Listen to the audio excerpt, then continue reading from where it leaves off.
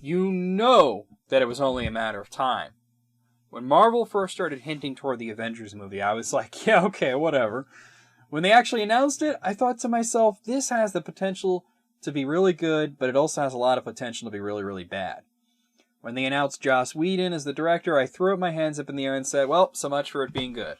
Seriously, fuck Joss Whedon. That guy thinks that every single character has to be hilariously witty, and that is the extent of his writing style.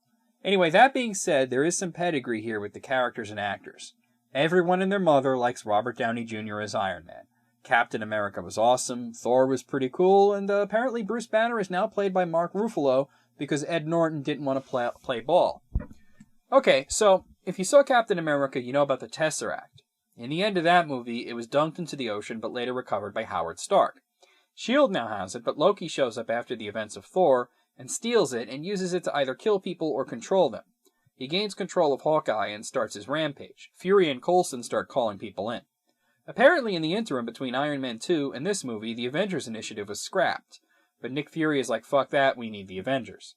Thor shows up because Loki is involved, Captain America and the Black Widow are called in, Iron Man shows up and assumes that he's in charge, and the Black Widow finds Banner and convinces him to come in. They don't want the Hulk, but they feel his expertise will help. They capture Loki pretty easily, but of course it's all part of his plan. He gets the Avengers all worked up fighting each other while doing his impression of a cross between Khan from Star Trek and Hannibal Lecter. The Black Widow figures out Loki wants to unleash the Hulk on S.H.I.E.L.D.'s flying ship, but despite their best efforts, they can't get Banner to remove himself from the situation, and eventually he hulks the fuck out. The Avengers spend more time fighting each other than fighting Loki, but they have to come together when Agent Coulson is killed. Sort of. Is that still a spoiler? I mean, we know he wasn't really dead now because of that stupid TV show. Anyway, Loki is in league with some aliens. He wants to use the Tesseract to bring them to Earth, and this will somehow get him a better position to take over Asgard.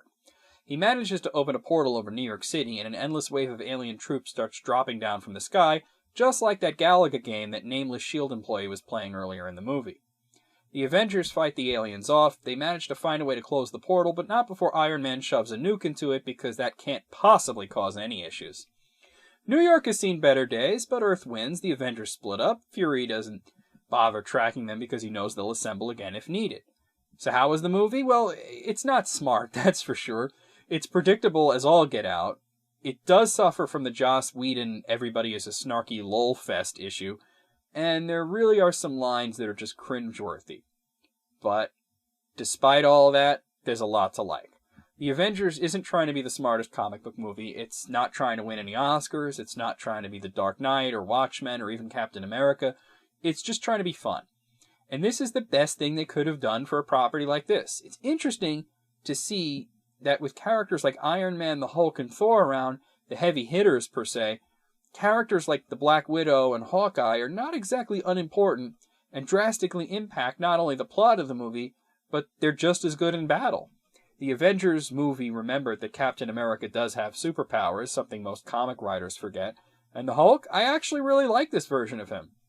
It's not as cerebral as the Ang Lee version, that wouldn't have worked in this setting at all, but Ruffalo brings fun to the character that Ed Norton didn't. Honestly, this is just a dumb, fun explosion fest that occasionally has some bad dialogue, but for the most part, it's the kind of escapist fantasy that is the domain of most superhero movies. It's entertaining as hell, it respects its source material, and it manages to take itself serious enough to not be silly, but not serious enough to be ludicrously overwrought. It doesn't have a point like Iron Man did, nor is it steeped in grand mythology like Thor was, but I like it a little more than Iron Man 2, just a smidge better. I'll give it an 8 out of 10.